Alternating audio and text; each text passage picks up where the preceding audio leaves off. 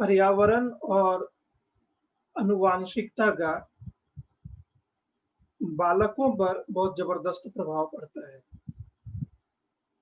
ऐसे तो वुडवर्थ की जो परिभाषा हमने देखी थी, उसमें उन्होंने स्पष्ट कह दिया था कि एक मनुष्य का जो कुछ भी विकास हो रहा है या जिस किसी भी दिशा में विकास हो रहा है, ये पूरा का पूरा आनुवांशिकता या फिर पर्यावरण का ही प्रभाव होता है। तो वहाँ पर तो चीज़ें बिल्कुल क्लियर हो चुकी थी। साथ ही साथ उनका ये भी कहना था कि जो भी प्रभाव पड़ रहा है, हम उसको अलग-अलग करके नहीं देख सकते। यानी हम ये नहीं कह सकते कि ये चीज़ पर्यावरण के कारण विकसित हुआ है या फिर ये चीज़ वंशानुक्रम के कारण विकसित हुआ है। ऐसा नहीं कहा जा सकता है, क्योंकि दोनों ही चीज़ें आपस में बिल्कुल गहराई के साथ जुड़ी हुई हैं। तो यहाँ तक तो सभी लोग समझ रहे हैं। अब हम लोग देखते हैं कि बालकों पर आनुवांशिकता का प्रभाव क्या पड़ता है। जैसे मैंने कहा कि वुडवर्थ के हिसाब से ये कहना उनका कहना था कि हम अलग-अलग करके नहीं देख सकते कि ये चीज़ वंशानुक्रम से हुआ, ये चीज़ वातावरण से हुआ। लेकिन फिर भी कुछ ऐसी चीज़ें हैं जिस पर वंशानुक्रम का प्रभाव ज़्यादा पाया जाता है। कुछ ऐसे फीचर्स हैं। तो लगभग 6-7 ऐसे फीचर्स हैं जिसको हम लोग इस कैटेगरी में रख सकते हैं। इसीलिए इसको नाम दिया गया है कि बालकों पर आनुवांशिकता का प्रभाव। आपसे ये प्रश्न पूछा जा सकता है कि वंशानुक्रम का प्रभाव निम्नलिखित में से किस चीज़ के ऊपर पड़ता है? वहाँ पर हो सकता है कि किसी एक ऑप्शन को सही रूप में दिया हुआ हो, या आपसे ये भी प्रश्न पूछा जा सकता है कि बालक की आनुवांशिकता से संबंधित कौन-सा कथन या बालकों पर आनुवांशिकता के प्रभाव से संबंधित कौन-सा कथन सत्य नहीं है। तो वहाँ 3 जो फैक्ट होगा वो सही होगा, 1 फैक्ट जो होगा वो गलत होगा। ठीक है? तो पहला फैक्ट है मूल शक्तियों पर प्रभाव, मौलिक शक्तियों पर प्रभाव। दूसरा है शारीरिक लक्षणों पर प्रभाव, शारीरिक लक्षणों पर प्रभाव। तीसरा है प्रजाति की श्रेष्ठता पर प्रभाव, प्रजाति की श्रेष्ठता पर प्रभाव। नेक्स्ट है व्यावसायिक योग्यता पर प्रभाव, व्यावसायिक योग्यता पर प्रभाव। इसके बाद है सामाजिक स्थिति पर प्रभाव,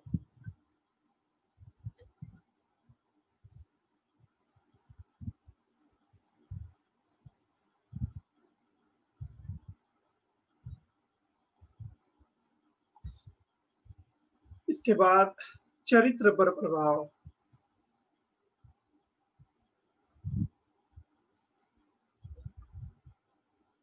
नेक्स्ट महानता पर प्रभाव,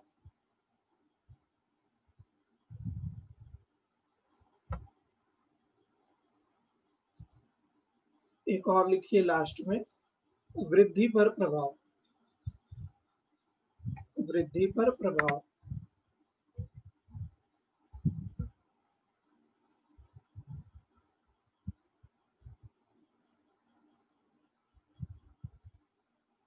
एक-एक करके इसको हम लोग देखते हैं। हमारा पहला पॉइंट है मूल शक्तियों पर प्रभाव या मौलिक शक्तियों पर प्रभाव। एक व्यक्ति के अंदर कार्य करने की जो क्षमता है, उसी को हम लोग शक्ति या ऊर्जा का नाम देते हैं। ठीक है? तो इस पर वंशानुक्रम का प्रभाव पड़ता है। सीधी बात है कि माता-पिता अगर हेल्दी हैं, ठीक है? अगर वो स्वस्थ हैं तो ऑब्वियस सी बात है कि बच्चे भी स्वस्थ होंगे। उनका सामान्य स्वास्थ्य रहेगा और किसी भी काम को करने में जल्दी वो थकेंगे नहीं। इसके साथ-साथ मानसिक शक्तियाँ भी इम्पोर्टेंट है, वो भी वंशानुक्रम से प्रभावित होती हैं। मानसिक शक्तियों को हम लोग कुछ पॉइंट्स के साथ जोड़ करके भी देख सकते हैं। जैसे एक पॉइंट आया है प्रजाति की श्रेष्ठता पर प्रभाव, ठीक है? इसके साथ-साथ महानता पर प्रभाव। इतने सारे पॉइंट्स को हम लोग एक साथ जोड़ सकते हैं, क्योंकि ये मानसिक शक्तियों से जुड़ा हुआ है। एक फैक्ट मैं आपको बताता हूँ, काफ़ी इंटरेस्टिंग फैक्ट है। पुनर्जागरण यानी रेनेसां जो हुआ था इंग्लैंड में, यूरोप में, जिसके कारण इंग्लैंड में इंडस्ट्रियल रिवॉल्यूशन हुआ और इतने सारे टेक्नोलॉजिकल जो इनोवेशंस थे, वो हुए और पूरी दुनिया में तकनीकी विकास का बोलबाला हुआ। विज्ञान की काफ़ी ज़्यादा कह सकते हैं प्रगति हुई, जिसके कारण लग्ज़रियस लाइफ़ लोग जीने लगे। आज की पीढ़ी जितने मज़े में जी रही है, जितने सुख-सुविधा के साथ, अमीर या गरीब परिवार की बात नहीं कर रहा हूँ। किसी भी बैकग्राउंड के लोगों को आप ले लीजिए, वो जितने सुख-सुविधा के साथ आज जी रहे हैं, इतनी सुख-सुविधा के साथ हमसे ठीक पहले वाली पीढ़ी भी नहीं जी रही थी और उसके ऊपर वाली जो पीढ़ी थी, उसमें भी समस्या। आज से अगर 100 डेढ़ 100 साल पहले की बात करें तो लाइफ इतना फास्ट नहीं था, इतनी फैसिलिटीज़ लोगों के पास मौजूद नहीं थी। आज है, हम उसका उपयोग कर रहे हैं, ठीक है? मैं आपको ये इसलिए बता रहा हूँ कि ये सारी चीज़ वैज्ञानिक खोजों पर आधारित है। ये सारी चीज़ों को ढूँढा गया, आविष्कार किया गया, फिर उसको सामाजिक कल्याण के लिए उपयोग में लाया गया।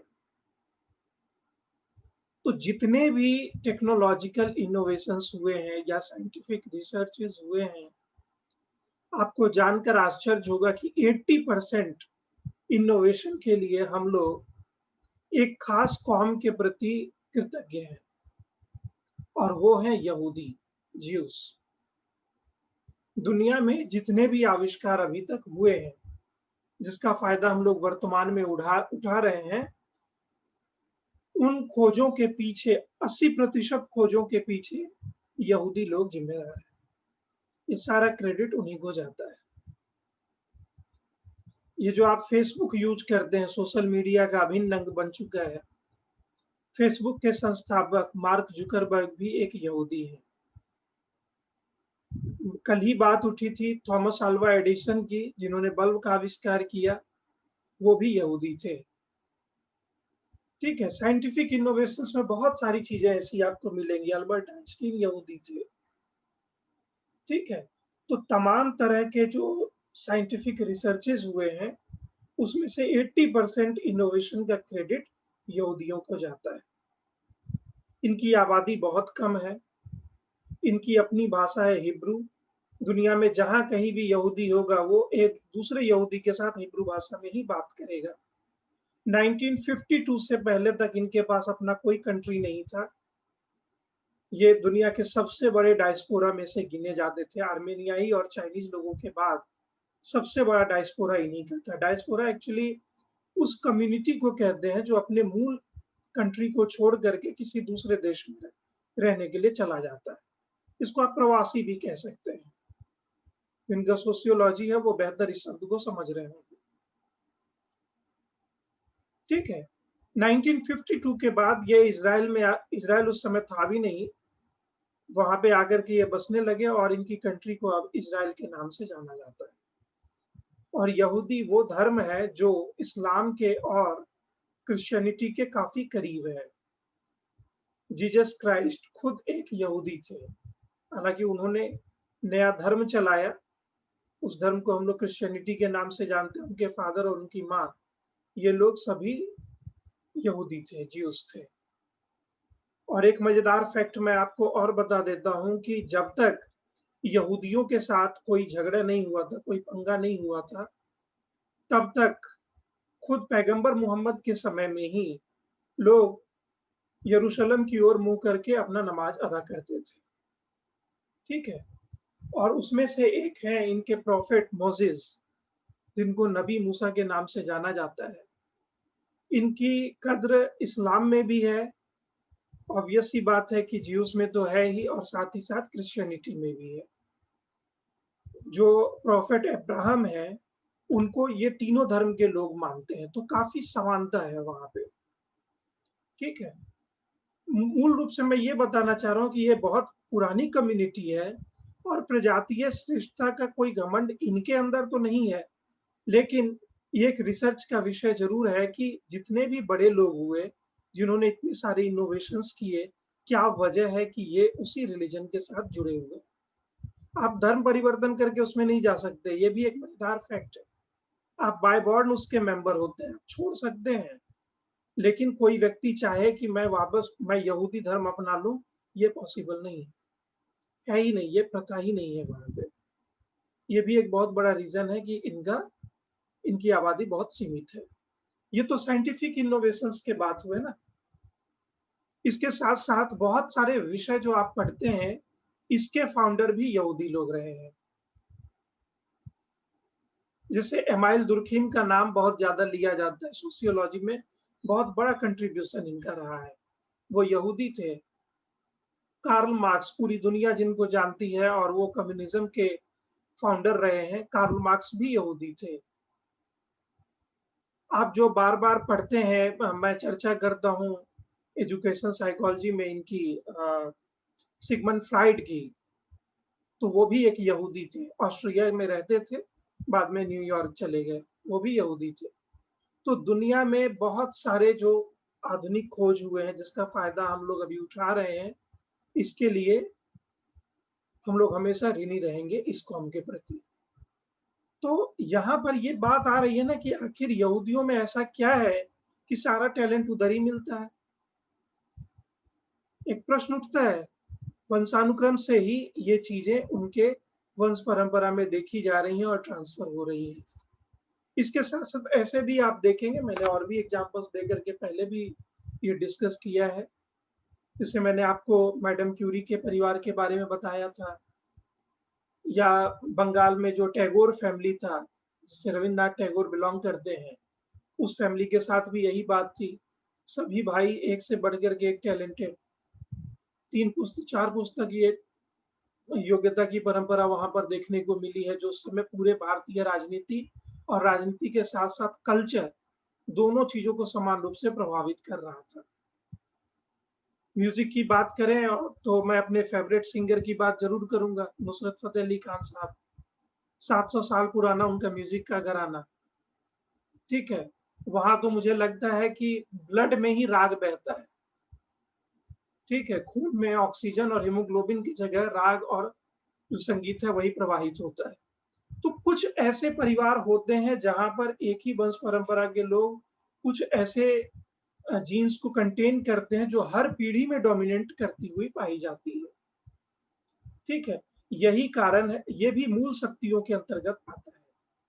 तो आप देख रहे हैं कि बालकों की आनुवांशिकता का प्रभाव किस-किस एरिया में पड़ रहा है। सबसे पहला हमने देखा मूल शक्तियों और फिर हमने देखा प्रजाति की श्रेष्ठता पर।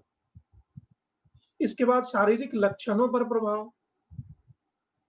तो शारीरिक लक्षणों के एग्ज़ाम्पल में हमने ये पहले ही देखा है कि जैसे माता-पिता जैसे दिखते हैं या उनके शरीर की जो बनावट होती है, उनके बच्चों की बनावट भी वैसी ही होती है। बहुत सारे बच्चों को आप देखेंगे माता-पिता से उनका चेहरा मिलता है या कद-काठी वैसा ही मिलेगा। बच्चा एकदम छोटा है लेकिन वो चलेगा तो आपको लगेगा कि ठीक उसके पापा वैसे चल रहे हैं या फिर उसकी मम्मी वैसे चलती है। बिल्कुल उसकी झलक उसमें आपको दिखेगी। तो वंशानुक्रम का प्रभाव यहाँ पर भी देखने को मिलता है हम लोगों को। इसके साथ-साथ व्यावसायिक योग्यता पर प्रभाव, जो प्रोफ़ेशनल क्वालिटीज़ हैं, उसके ऊपर में भी देखा जाता है कि वंशानुक्रम का प्रभाव पड़ता है। जैसे आप बहुत सारे बिज़नेस क्लास के लोगों को जानते होंगे, ठीक है? अलग-अलग क्षेत्रों में इनको अलग-अलग नाम से पुकारा जाता है। जैसे साउथ इंडिया में जितने भी शेट्टी लोग हैं, अपने यहाँ जिनको आप मारवाड़ी कहते हैं, ठीक है? या जो वैश्य समुदाय है, जिसमें बनिया आता है, महात्मा गांधी का जो कास्ट था, ठीक है? इन सभी लोगों को बिज़नेस के लिए जाना जाता है। स्वाभाविक रूप से उनके अंदर बिज़नेस करने की क्षमता पाई जाती है और उसमें वो सफल भी होते हैं। तो व्यावसायिक योग्यता के ऊपर भी वंशानुक्रम का प्रभाव पड़ता है। इसके साथ-साथ सामाजिक स्थिति पर प्रभाव। तो आप एक कॉमन फैक्ट से कभी भी डिनाई नहीं कर सकते कि अगर किसी परिवार के लोगों की सामाजिक स्थिति अच्छी है, तो उस परिवार में जन्म लेने वाले बच्चों को भी लोग वैसा ही ट्रीट करते हैं और उसी तरीके का रिस्पेक्ट उसको दिया जाता है। ये तो सोसाइटी में जो पूर्वाग्रह है उस परिवार के प्रति या उस परिवार का जो एक दबदबा है, उस रेफरेंस में भी आप ले सकते हैं। दूसरा है कि जिस परिवार के लोग सामाजिक कार्यों में ज़्यादा रुचि लेते हैं, ज़्यादा घुलते-मिलते हैं, स्वाभाविक तौर पर उस परिवार में जन्म लेने वाले बच्चों में भी ये गुण देखे जा सकते हैं या पाए जाते हैं। ठीक है? तो वंशानुक्रम का प्रभाव यहाँ पर भी पड़ता है। इसके साथ-साथ चरित्र पर प्रभाव। तो कल के सेशन में हम लोग डिस्कस कर रहे थे चरित्र के बारे में, ठीक है? तो हम कह देते हैं कि किसी का चरित्र बहुत अच्छा है, किसी का चरित्र बहुत बुरा है, ऐसा यूज़ कर देते हैं हम लोग। सच्चरित्र और दुष्चरित्र 2 तरह के शब्द हिंदी में प्रयोग में लाए जाते हैं। अब ये बताइए कि चरित्र अच्छा है, तो चरित्र का कौन-सा हिस्सा अच्छा है? घोर कन्फ्यूजन वाला शब्द बन जाता है ना, क्लैरिटी यहाँ पे नहीं हो पाती है। इसीलिए मैंने आपको बताया था कि चरित्र का मतलब आप ये ना समझें कि किसी खास तरह का गुण। चरित्र से आप ये अनुमान लगाइए कि किसी खास परिस्थिति में आप जो अपनी भूमिका अदा करते हैं, उसको करने का जो ढंग है वही चरित्र है। अगर आप लोग इस शब्द को ना पकड़े, थोड़ी क्लैरिटी बनाए रखें, थोड़ी स्पष्टता रखें, तो उस स्पष्टता के साथ आप ये भी कह सकते हैं कि आपकी जो आदतें हैं वही आपका चरित्र है। ठीक है, अब आदतों को चरित्र मत कह दीजिएगा। आदत का मतलब क्या है कि खास तरह की चीज़ें जब सामने आएँगी, तो आप एक खास तरीके से रिएक्ट करेंगे। तो जो आपके रिएक्ट करने का तरीका है, वो एक पैटर्न निर्मित कर देता है आपके माइंड में, ठीक है? वही पैटर्न एक आदत है ना, आदत और क्या चीज़ है? आपके किसी काम को करने का एक खास तरीका, यही है आदत। तो ठीक चरित्र भी इसी रेफरेंस में लिया जाता है और समझा जाता है। तो बच्चों के चरित्र पर भी उनके माता-पिता यानी उनके वंशानुक्रम का प्रभाव पड़ता है। अब थोड़ा-सा एक इंटरेस्टिंग चीज़ यहाँ पर समझने वाली बात देखिए कि बच्चों का चरित्र निर्माण कैसे होता है? वंशानुक्रम से आ जाता है, क्या वो एक्टिवेट हो जाता है? ऐसा नहीं है। बच्चे जिसके साथ रहते हैं, पलते-बढ़ते हैं, उनके आपसी बातचीत का प्रभाव बच्चों के ऊपर पड़ता है। बच्चे वहाँ से अपने दिमाग में एक सोच बनाना प्रारंभ कर देते हैं। यानी माता-पिता जो कुछ भी करते हैं, काम के रेफ़रेंस में भी और बात के रेफ़रेंस में भी।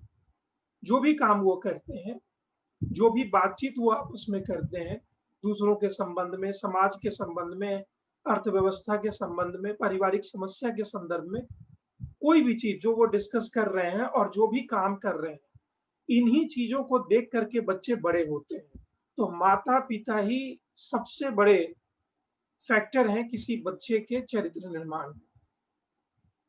अब दूसरों की तारीफ़ या दूसरों की शिकायत करते हैं अगर आप बैठ के अपने घर में, तो जो बच्चे बड़े हो रहे हैं, वो उन चीज़ों को सीख रहे हैं।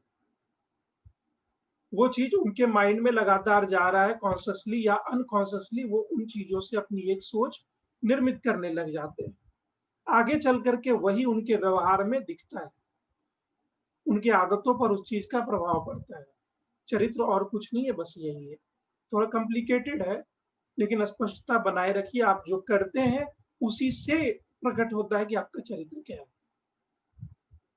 काम देख कर के घबरा जाते हैं या काम देख कर के दुगनी मेहनत के साथ और पूरी सफाई के साथ उसको निपटा देते हैं। दोनों ही रेफ़रेंस में आपका चरित्र उभर के सामने आता है। या तो आप अपने कमजोर चरित्र का परिचय वहाँ पर देते हैं या फिर अपने मजबूत चरित्र का परिचय वहाँ पर देते हैं। ठीक है? इसके बाद है महानता पर प्रभाव। तो इसको भी हमने जो देखा था प्रजाति की श्रेष्ठता, ये उसी से मिलता-जुलता पॉइंट है। इसका यूज़ उसी रेफ़रेंस में किया जा सकता है। तो जनरली अंग्रेज़ों के माइंड में ये चीज़ें ज़्यादा रहती थी। उनको लगता था कि पूरी दुनिया को चलाने का ठेका ऊपर वाले ने इन गोरी चमड़ी वाले लोगों को दे रखा है।